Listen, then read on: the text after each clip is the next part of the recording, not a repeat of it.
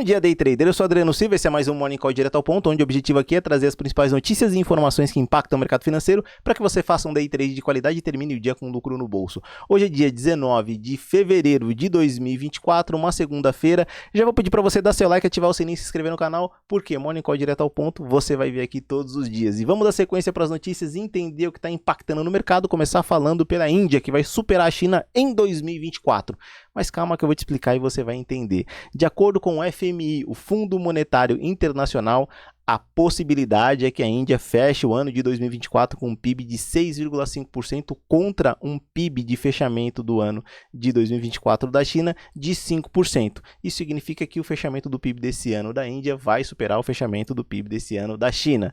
E é importante lembrar que a China é a segunda maior economia do mundo e a Índia é a quinta maior economia do mundo. E aí você deve estar se perguntando, mas qual é a ordem, Adriano? Quero saber, estou curioso. E aí me diz, a ordem é: Estados Unidos é a maior economia do mundo, seguido pela China. Na sequência, o Japão foi ultrapassado pela Alemanha. A gente falou disso semana passada. Então, o terceiro colocado em tamanho de PIB no mundo é a Alemanha, o quarto é o Japão e o quinto é a Índia. A Índia vem crescendo bastante, a gente fica de olho porque realmente tem muita coisa movimentando aí, tem muita coisa acontecendo. A gente tem lá os países todos daquela região asiática com um PIB muito alto, fato, porque eles também estão se tornando ali, quando a gente teve o problema da pandemia, a gente teve uma espalhada ali entre as indústrias que estavam na China e espalharam ali pela região asiática. Isso está impactando no tamanho do PIB deles, então a gente fica de olho para saber o que está acontecendo e o que vai movimentar os mercados. Agora que já falamos dessa notícia, vamos seguir para o feriado americano. Acho que você ficou curioso lendo aqui do lado, feriado americano. E aí o que vai acontecer? Quando temos feriado americano, a gente tem baixa de liquidez, e baixa de liquidez é para se operar com mais cuidado e cautela, porque já aconteceu cada coisa quando a gente tem feriado americano e baixa de liquidez, que é importante a gente proteger o capital e só operar se aparecer algo muito claro. Caso contrário, é melhor ficar aqui só assistindo o mercado mesmo, sem fazer nada, se nada acontecer. E é importante nesse momento pincelar sobre o feriado americano, que é um feriado em homenagem ao primeiro presidente dos Estados Unidos, George Washington, que depois de um tempo virou o feriado dos presidentes dos Estados Unidos para homenagear todos os presidentes dos Estados Unidos. Também tem informação da venda da Odebrecht, ainda não confirmada, e calma que você vai entender tudo que eu vou no detalhe agora. No fechamento do pregão de sexta-feira, a gente fechou com um pregão levemente em alta aqui no nosso Ibovespa, isso muito por conta da notícia dada com relação ainda não confirmada da venda da Novo Norte, a antiga Odebrecht. Isso fez com que os mercados se movimentassem, principalmente ali no finalzinho da tarde, ali da tarde para o final do pregão. E agora vamos dar sequência, vamos olhar o calendário econômico para saber quais são os horários das principais notícias que vão afetar a nossa bolsa de valores. E eu já vou dizer para vocês de cara que não tem nada. Tem o IBC Brasil aqui às 9 horas da manhã? Fato. Mas além disso não tem nada porque é feriado americano. Então vamos dar sequência aqui e vamos olhar os principais indicadores e cotações de bolsa mundo afora. Começar falando pela Ásia, que nesse momento fechou praticamente toda em queda, com exceção da bolsa indiana, a Nifty, que fechou numa alta de 0,39%. Nesse momento a Europa opera praticamente toda em queda. E também os Estados Unidos, óbvio que hoje a gente tem a abertura do pregão, mas com baixa liquidez lá nos Estados Unidos, então está praticamente tudo ali em queda, com exceção do SP500 que está numa leve alta de 0,9%, sem muito a ser considerado, porque a gente tem baixa de liquidez lá.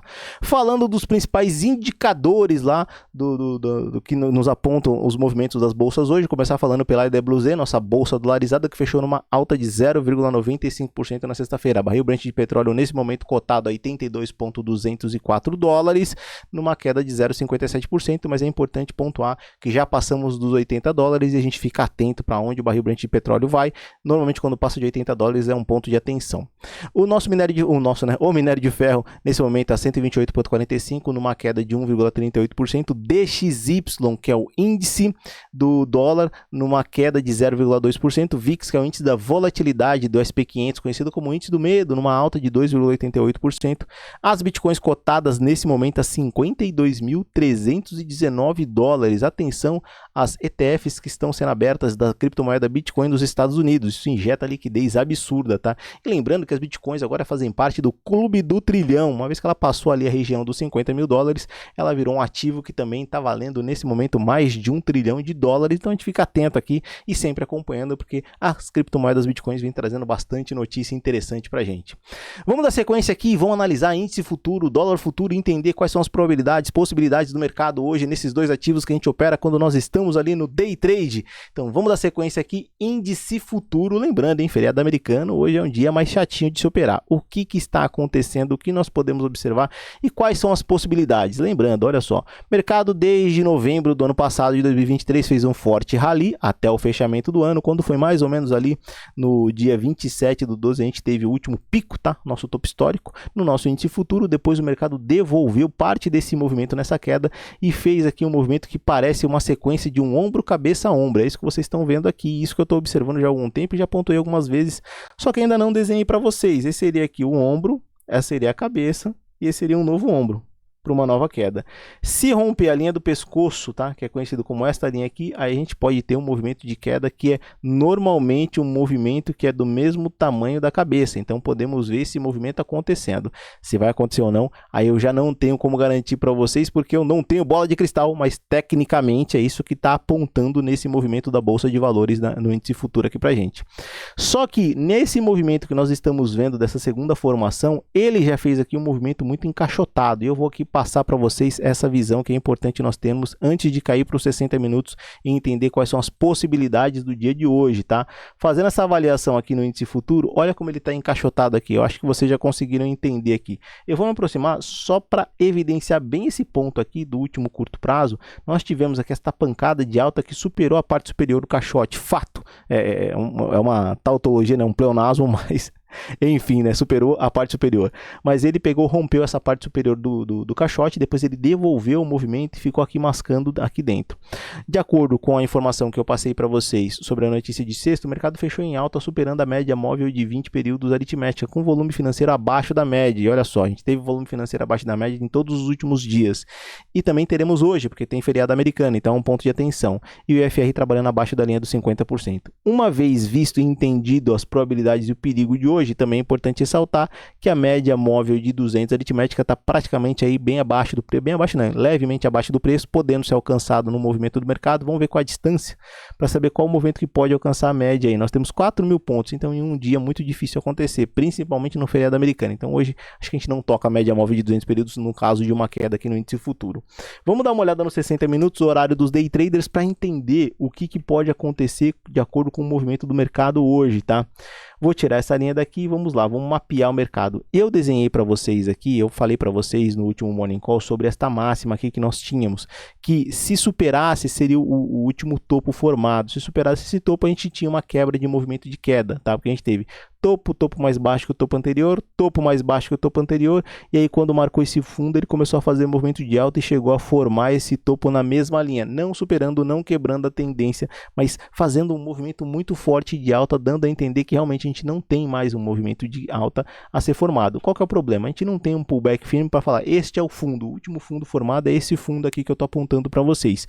O que me mostra que esse movimento foi um movimento que está estressado. O IFR trabalha aqui um pouco abaixo da linha dos 70%. A gente pode ainda assistir um mercado mais lateral, mais chato, mais enjoado hoje, sem muita oportunidade de ter o que fazer. Bom, uma vez visto isso, vamos dar uma olhada no dólar para entender o que o dólar está nos dizendo. E o dólar está nos dizendo o que ele nos diz desde o começo de novembro do ano passado, tá? Eu já vou pegar aqui a ferramenta triângulo para pontuar para vocês. Ele está num mega caixote consolidado, andando lateral desde novembro do ano passado, dando poucas oportunidades, isso é fato, tá? Então para operar o dólar está bem mais difícil. É importante a gente falar que ele está em trap zone aqui na linha entre a linha da média móvel de 200 períodos branca e a linha da média móvel de 20 aritmética verde, que vocês estão vendo na tela, num movimento de distância de 62 pontos. A média de movimento do dólar costuma ser em torno de 54 pontos, também é importante pincelar para vocês. Volume financeiro do dólar foi quase na média móvel de 20 períodos, foi um volume financeiro olhando tecnicamente maior do que o do índice, não em volume, mas sim em questões técnicas, de proximidade à média móvel de 20 períodos, o que nos dá certa segurança de movimento se tivesse uma tendência, mas estamos numa consolidação. Então isso aqui serve só mais como um ponto de atenção. O IFR, claro, trabalha ali bem em cima da linha dos 50%, porque estamos numa consolidação, ele só está validando essa informação que o dólar está lateral, sem dar muita oportunidade. Vamos para os 60 minutos, horário dos day traders, entender se tem alguma coisa um pouco mais visível aqui que a gente possa tomar como decisão, e vou falar para vocês, está pior do que eu imaginava, tá? Por que está pior? Olha só, quando a gente entra nos 60 minutos, a gente tem uma trap zone muito pior, tá? Olha aqui, eu vou só medir aqui, vou pontuar para vocês essa trap zone, que é a média móvel de 200 períodos aritmética, que essa branca tá bem abaixo do preço aqui, bem levemente, né? Tá quase tocando o preço. E a média móvel de 20 períodos aritmética tá levemente acima. A gente vai ter uma distância entre essas duas médias, eu já vou pontuar para vocês aqui, de 9 pontos. 9 pontos, tá bem ruim, viu, gente? Bem ruim porque eles estão começando a se embolar. Uma vez que eles começam a se embolar, olha só como a média móvel de 9 exponencial roxa já vem se embolando com a média móvel de 20 aritmética já há algum tempo. E agora com essa proximidade da média móvel de 200 branca, a gente tem aqui muita consolidação, então o dólar, eu vou dizer para vocês que tem que ter muito cuidado hoje, principalmente num dia de feriado americano. A gente pode ver o dólar e o índice lateral, não vejo tendência em nenhum dos dois, não vejo forte movimento em nenhum dos dois, só se acontecer algum estado de exceção, alguma notícia de última hora, alguma coisa que aconteça. Bom, pessoal, do mais, eu queria só dizer para vocês aqui, expressar para vocês minhas condolências aqui com relação ao falecimento do Abílio Diniz. Eu li essa notícia agora de manhã, foi um grande empresário brasileiro, queria só prestar essa singela homenagem, bem singela mesmo, então não vou fazer nenhum vídeo especial, mas é importante pincelar, porque foi uma notícia um tanto triste de um grande empresário, uma grande história que nós contamos aqui. Minhas condolências. Bom, pessoal, meus sinceros sentimentos, né? Seguindo aqui, espero que vocês tenham um dia de operação bem tranquilo, bem calmo hoje é feriado americano. Então, vamos com calma, vamos com cautela, vamos no sapatinho, como eu sempre digo aqui para vocês. Bora pro game, pessoal.